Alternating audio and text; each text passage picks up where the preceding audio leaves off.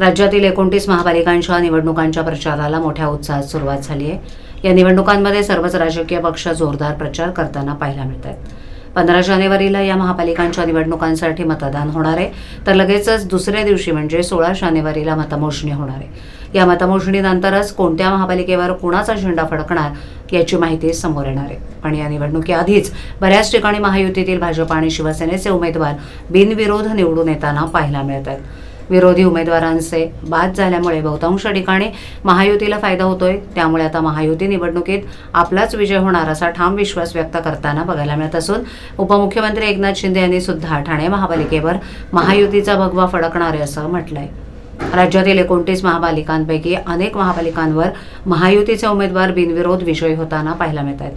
त्यामुळे शिवसेनेचे जे उमेदवार बिनविरोध विजयी झालेत त्यांनी आज उपमुख्यमंत्री एकनाथ शिंदे यांची भेट घेतली।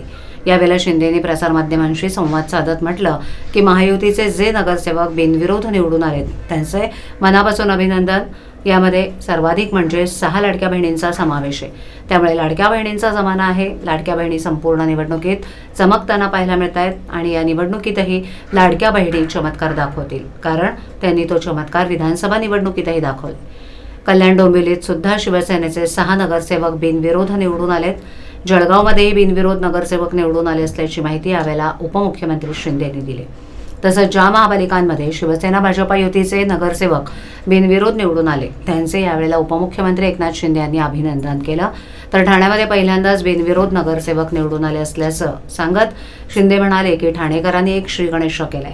विजयाची सुरुवात ठाण्यानं केली आहे, म्हणून ठाणे महापालिकेवर महायुतीचा भगवा जो धर्मवीर आनंद दिघेंनी फडकवलाय तो भगवा येत्या 16 तारखेला फडकणार। यामध्ये कोणतीही शंका बाळगण्याचं कारण नाही, त्यामुळे त्याची ही नांदी असल्याचं यावेळेला उपमुख्यमंत्र्यांनी म्हटलंय।